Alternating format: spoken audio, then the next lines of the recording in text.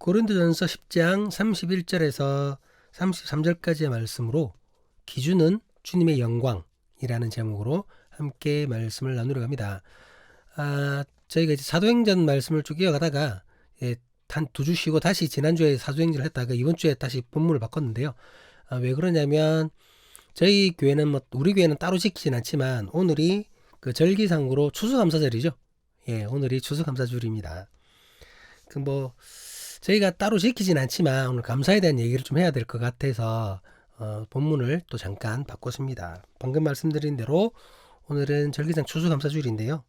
그 한 해 추수를 감사하는 주일인데 그 미국에서 추수감사절을 절기로 지키는 그 과정을 우리가 깊이 살펴보면 그 백인들의 그 추악한 약탈의 역사가 있는 것을 알게 됩니다. 그 인디언들, 인디언이라는 말 자체도 이거는 원래 잘못된 말이거든요. 어쨌든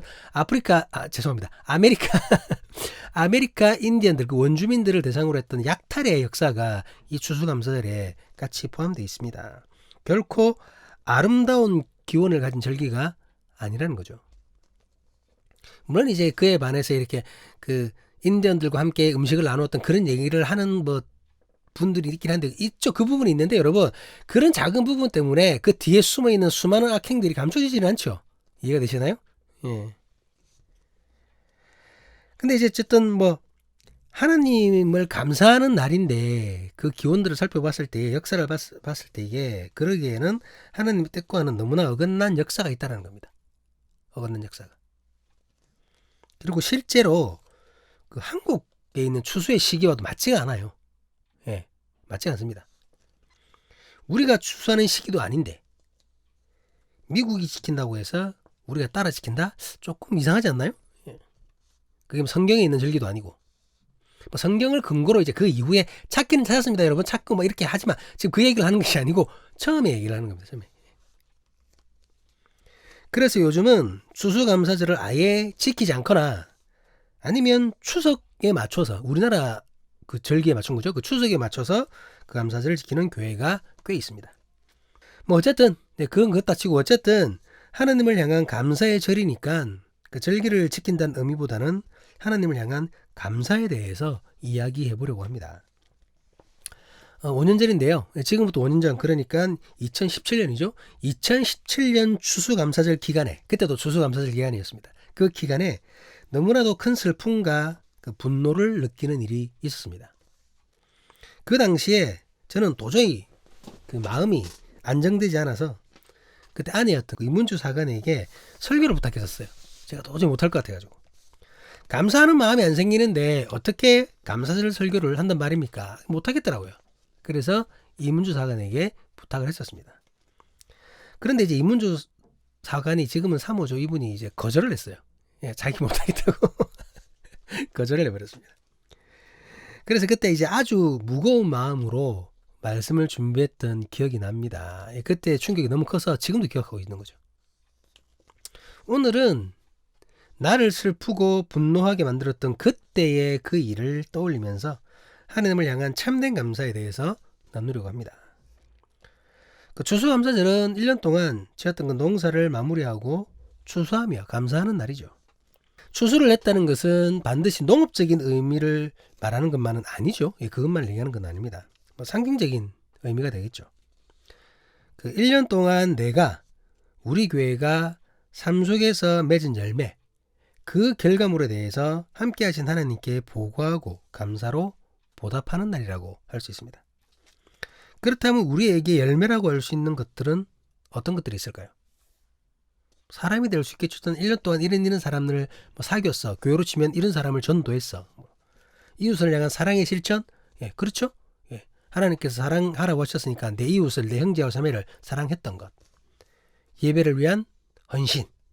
모든 게 1년 동안 나를 통해 맺어진 열매라고 했습니다. 세상적으로도 마찬가지겠죠. 어떤 직장을 다닌다면 그 직장에서 어떤 성과를 냈던 것. 뭔가를 배우기 시작했는데 그 배움에서 이루어낸 것. 내 악기를 배우고 싶었는데 잘 배웠다. 자녀의 출생도 당연히 열매겠죠. 결혼한 사람들. 그리고 학생 같은 경우는 시험. 또 얼마 전에 수능이 있었는데 수능에서 어떤 점수를 맞았든 간에 다 자기가 맺은 열매가 되는 거죠. 그런데 이 모든 것들을 열매라고 할 수 있을 텐데 먼저 생각해 보아야 할 것은 삶 속에서 얻어진 이 모든 결과물, 즉 모든 열매가 하나님께 감사하며 드릴 수 있는 것들인가? 이 부분을 생각해 봐야 된다는 거죠. 모든 것들은 다 하나님께 드려질 수 있는, 그걸 통해서 하나님께 영광 돌릴 수 있는 그런 것들인가? 절대 그렇지 않다라는 겁니다. 열매 중에는 실한 열매, 좋은 열매도 있고 반대로 썩은 열매, 불량한 열매, 독이 든 열매도 있다는 것입니다. 마태복음 7장 16절에서 그 20절까지 말씀에서 예수님은 제자들을 향해 이렇게 말씀하십니다. 같이 한번 보시도록 하겠습니다. 그들의 열매로 그들을 알지니 가시나무에서 포도를 또는 엉겅퀴에서 무화과를 따겠느냐. 이와 같이 좋은 나무마다 아름다운 열매를 맺고 못된 나무가 나쁜 열매를 맺나니 좋은 나무가 나쁜 열매를 맺을 수 없고 못된 나무가 아름다운 열매를 맺을 수 없느니라. 아름다운 열매를 맺지 아니하는 나무마다 찍혀 불에 던져지느니라. 이러므로 그들의 열매로 그들을 알리라. 좋은 열매가 있고, 주님께서는 지금 좋은 열매가 있고 그리고 나쁜 열매가 있다고 말씀하시죠. 분명히 예수님께서 그렇게 말씀하셨습니다. 그렇다면 과연 나쁜 열매를 가지고 하나님께 감사할 수 있을까요?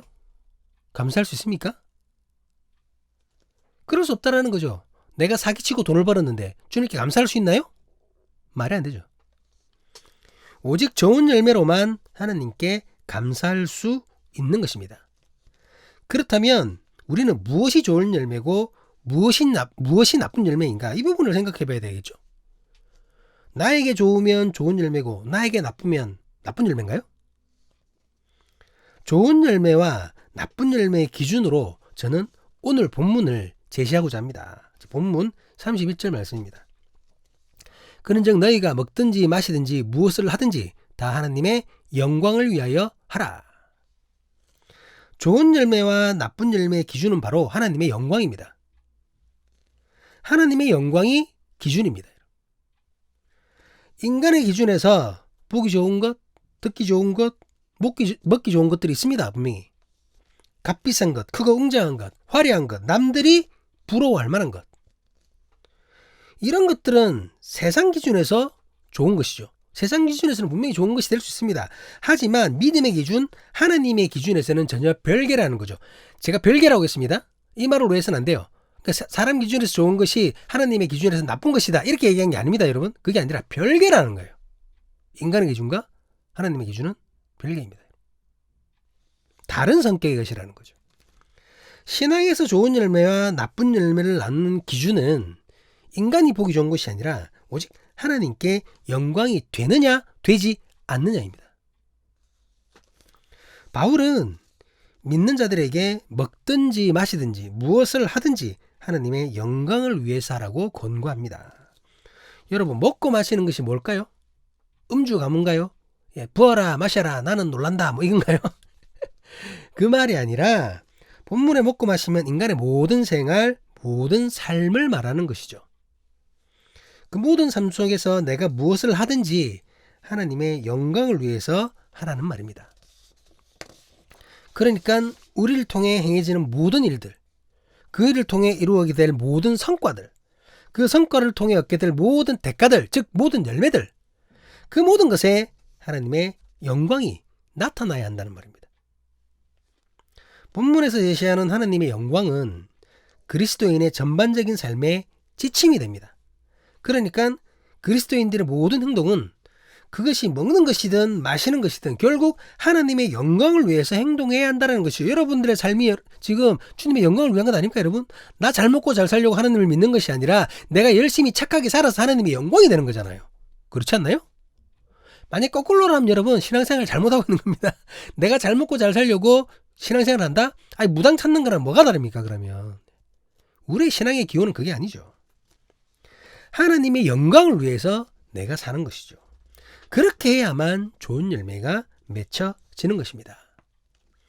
그런데 하나님의 영광을 위하여 행하라 라는 이 말 속에는 타인의 유익, 타인을 위함에 대한 그 뜻이 내포되어 있다는 거죠. 내가 아닌 남을 위한 행동이라는 겁니다. 본문 32절 말씀입니다. 유대인에게나 헬라인에게나 하나님의 교회나 거치는 자가 되지 말고. 유대인은 같은 민족이죠. 그 바울의 입장에서는. 헬라인은 이방인입니다. 그리고 하나님의 교회는 믿음 안에서의 형제, 자매를 의미합니다. 그러니까 모든 사람을 의미하는 거죠. 어느 누구에게나 모든 사람에게 거치는 자가 되지 말라는 겁니다. 거치는 자. 본문에 거치는 자는 아프로스 코포이 키네스테라는 뜻인데요. 이 표현은 걸림돌이 되어 다른 사람을 넘어지게 하지 않는 이라는 뜻입니다. 걸림돌이 되지 말라는 거죠. 다른 사람 넘어뜨리지 말라는 겁니다. 어느 누구라도 하나님을 믿는다는 사람이 그를 낙심시키거나 해서는 안 된다는 거죠. 이방인이든 같은 민족이든 믿는 사람이건 믿지 않는 사람이건 그 사람이 누구랄지라도 그를 넘어뜨려서는 안 된다는 겁니다. 나 때문에 그 사람이 넘어지면 안 된다는 거예요. 누군가가 내 행동으로 인해서 내가 맺은 그 열매를 통해서 내가 1년 동안 얻어낸 그 결과물을 통해서 낙심하거나 넘어진다면 그 속에서 어떻게 하나님의 영광이 나타날 수 있겠습니까? 그럴 수 없다라는 거죠. 하나님의 영광은 내가 타인을 짓밟고 일어나는 데서 얻을 수가 없는 거라는 겁니다. 거꾸로 표현하면 여러분, 하나님의 영광이라고 말하면서 다른 사람을 힘겹게 하거나 넘어지게 해서는 안 된다는 거죠. 불법을 저질러 놓고는 남들 피해 다 주고는 교회 크게 지어놓고 하나님께서 다 하셨습니다. 주님의 영광입니다. 말도 안 되는 소리라는 겁니다. 그게 되지도 않는 소리라는 거예요. 제가 앞에서 이제 추수감사절의 역사에 그 미국인들이 아메리카 인디언을 약탈한 역사가 있다고 했는데 그것이 바로 그거죠. 그들의 약탈의 역사. 그들을 약탈하고는 그걸 어떻게 하나님의 은혜라고 얘기할 수가 있습니까? 원주민들이 사람이 아닌가요? 여러분, 이런 모습은 결단코 하나님께 영광이 될 수 없습니다. 바울은 본문 33절을 통해 이렇게 말합니다. 나와 같이 모든 일에 모든 사람을 기쁘게 하여 자신의 유익을 구하지 아니하고 많은 사람의 유익을 구하여 그들로 구원을 받게 하라. 바울은 자신처럼 행하라고 말하고 있습니다. 자신의 행동을 본보기로 고린도 교인들에게 권면하고 있는 것이죠. 그렇다면 바울은 사람에 대하여 어떤 행동을 보였습니까? 그는 다른 사람들을 기쁘게 하려고 스스로를 그 사람들과 같은 처지에 놓았다는 것이죠. 약한 자들을 얻기 위해서 스스로 약한 자가 되었습니다. 가난한 자를 얻기 위해서 스스로 가난한 자가 되었습니다. 이것은 단순히 사람들의 비위를 맞춘다는 게 아니에요. 여기서 뭐 비비고 저기서 비비고 그게 아니라 그 사람을 더욱더 깊이 이해하려는 바울의 노력이라는 거죠, 여러분. 나는 배 두들기며 막 한 달 막 1억 2억 벌면서 어떻게 노숙자들을 이해한다는 말입니까? 내가 당신을 이해합니다. 말도 안 되는 소리죠. 거짓말입니다, 여러분. 이해 못합니다. 뭐 긍휼히 여길 수는 있지만 그 마음을 이해할 수는 없어요. 말이 안 되죠. 바울은 복음을 말로 전하려던 것이 아니라 행함으로 전하려고 했던 것입니다. 스스로를 상대방의 환경으로 다가가게 한 것이죠. 그렇게 그들에게 복음을 전한 것입니다. 이 모습이 바로 자신의 유익을 구하지 않고 다른 사람의 유익을 구하는 바울의 헌신적인 삶입니다. 내가 부자 되려고 남 짓밟고 일어나지 말라는 거예요. 부자가 되지 말라는 게 아니라 이런 삶은 당연히 하나님께 영광이 되지가 못하는 거죠. 그런 삶은. 하지만 바울과 같이 자신의 유익을 구하지 않는 그 삶이야말로 하나님께 영광이 되고 기쁨이 되는 것입니다. 우리는 우리가 맺은 열매를 통해 하나님께 감사해야 됩니다. 하지만 모든 열매가 하나님께 감사의 조건이 될 수는 없습니다. 오직 착한 열매, 좋은 열매만이 하나님께 진정한 감사가 될 수 있습니다. 착한 열매는 하나님의 영광이 드러나는 열매입니다. 그 열매로 말미암아 하나님의 이름이 높여지고 하나님의 공의와 사랑이 바로 세워질 때 그것은 좋은 열매이며 그 열매로 인해 우리는 하나님께 감사할 수 있는 것입니다. 말씀의 서두에서 제가 5년 전 추수감사절에 있었던 슬픔과 분노에 대해서 말했습니다. 그 당시 정확하게 2017년 11월 12일입니다. 11월 12일에 명성교회가 불법으로 아버지 목사 김사만 씨에게서 아들 목사 김하나로의 그 세습을 확정지었습니다. 이제 벌써 5년이 지났네요. 많은 그리스도인들이 반대했고 통합교단 교회 헌법에도 세습을 금지하고 있으며 김서만 본인 스스로도 절대로 아들에게 교회를 세습하지 않겠다고 고백했었고 아들 김하나 역시 아버지의 교회를 물려받는 일은 없을 것이라고 기독교 방송에 나와가지고 다짐했는데 이 모든 것들이 일순간에 물거품이 되는 충격의 한방이었습니다. 하필 그때가 2017년은 종교개혁이 일어난 지 500주년을 맞이한 날이었습니다. 하필이면. 종교개혁 500주년을 맞이해서 한국교회 열매는 주식회사 명성의 세습이 되어버렸습니다. 명성의 세습 이후에 그것을 빌미로 여기저기서 교회 세습한다고 지금까지 난리를 치고 있습니다. 세습이 하나님의 뜻이라고 하나님의 이름을 들먹이며 거짓말하고 사기치는 장사꾼들이 당당하게 일어나고 있습니다. 그 이후로. 명성교회 세습은 여러분 결단코 썩은 열매입니다. 명성교회 세습은 하나님의 영광을 드러내기는커녕 세상으로부터 지탄받으며 하나님의 이름이 조롱거리가 되게 하였습니다. 또한 같은 믿음의 형제 자매들에게 실망감을 주었고 그들을 영적으로 넘어뜨리는 걸림돌이 되어버리고 말았습니다. 그때 당시 그 사태에 대해 침묵했었던 그 장로교회 통합이잖아요. 통합 측의 노예와 총회도 모두 공범입니다. 한톡성이에요. 잘못된 것을 잘못되었다고 말해야 할 교회가 침묵해버린 거죠. 그렇게 교회가 침묵해버리니까 뜬금없이 JTBC가 명성교회 세습의 불법성을 고발했었습니다. 마치 자정 능력을 잃어버린 이스라엘과 유다가 이방민족이었던 아수르와 바벨론을 통해 심판받았던 것처럼 세상 뉴스를 통해 하나님의 교회가 야단맞았던 것입니다. 당신들 그러면 안 돼요. 믿는 사람들이 그러면 됩니까? 모범을 보여주셔야죠. 하고 야단맞은 거예요. 그때부터 지금까지 여러분 교회를 세습하려는 목사들과 그 측근들은 이미 믿음 안에서 올바른 판단을 할 수 있는 능력이 없다고 봐야 됩니다. 눈이 뒤집어진 거죠. 이해가 되시죠? 지금 올바른 판단을 할 수 있는 상황이 아닙니다. 이 사람들은. 눈이 뒤집어졌기 때문에. 적어도 현재 한국교회에서 한국교회의 세습은 결코 정상적이지 않을 뿐만 아니라 하나님의 뜻도 아닙니다. 각각의 교회마다 분명히 당회가 있는데 그 당회가 본연의 역할을 제대로 하지 못하고 있습니다. 대부분의 교회 당회가 그 담임 목사의 측근들로 이루어진 것이 현실이죠. 그렇다 보니 교회의 거의 모든 사항이 담임 목사의 뜻대로만 결정되고 있습니다. 명성교회 같은 경우도 당회가 여러분 제대로 그 역할을 했다면 세습 자체가 불가능합니다. 될 수가 없어요.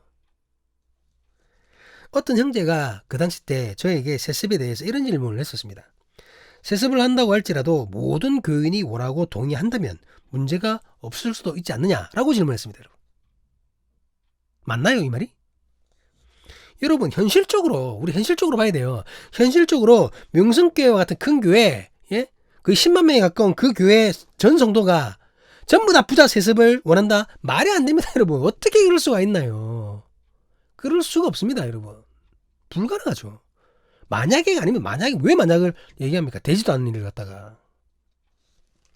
불가능한 일입니다. 그리고 만약 진짜 그분의 말대로 만약 대한민국에서의 교회 처한 사항, 세상으로부터의 비난, 기독교의 불신을 현재 사항을 인지한다면 설사 전 성도가 원한다고 할지라도 그 사람이 정말 믿음이 있고 생각이 있다면 세습을 하지 않을 거예요. 세습을 해서 얻어지는 것보다 세습을 함으로 말미암아 우리가 잊는 것이 훨씬 많거든요. 지혜로운 목사라면 그렇게 세습을 할 수가 없는 거죠. 지금 대한민국 교회에서의 세습은 단순히 목회의 자연스러운 연결이 아닙니다. 한국교회의 세습은 욕심으로 가득한 부의 대물림이고 특권의 부여예요.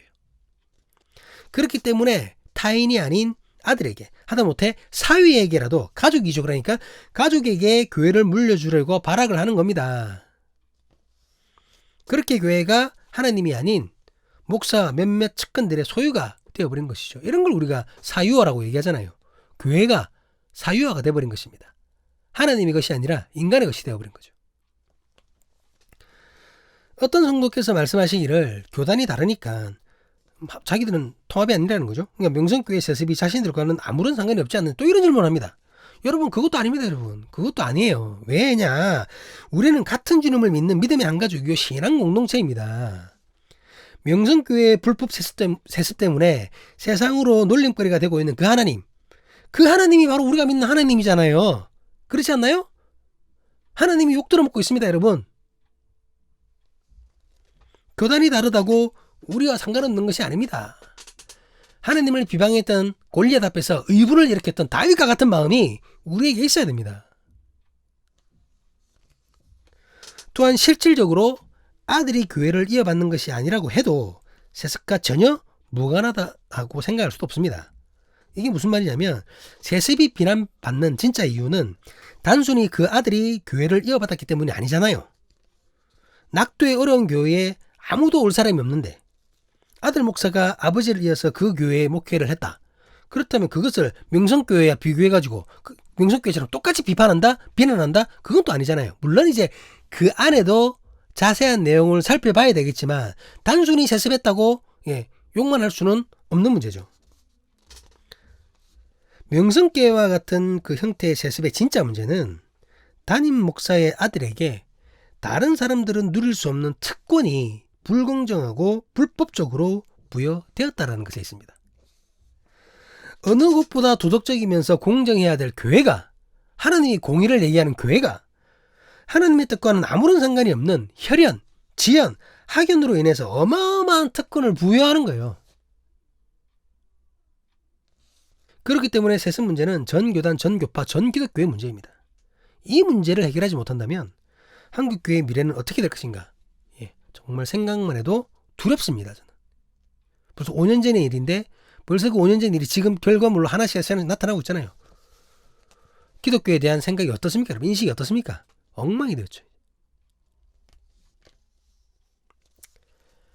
그런데 이제 그럼에도 그때 그 아내의 거절로 인해 예배 말씀을 위해서 준비하던 그때에 주님께서는 명성교회 사태를 또 다른 차원으로 바라보게 하셨습니다. 그때 제 깨달음은 하나님께서 종교개혁 500주년을 맞이하여서 또 한 번의 개혁을 일으키신다라는 것이었습니다. 하나님께서 친히 진짜와 가짜를 구별하신다라는 거죠. 좋은 열매와 썩은 열매를 구분하신다는 것입니다. 사람들은 성도가 10만 명이고 연간 예산이 1,000억 원 이상인 명성교회가 당연히 튼실하고 아름다운 열매라고 확신했었습니다. 그렇잖아요. 그리고 그러한 교회에서 담임으로 목회하고 있는 그 김삼함 씨가 당연히 올바른 주의 종이라고 생각했습니다. 다 그렇게 생각하셨잖아요. 저도 그렇게 생각했습니다.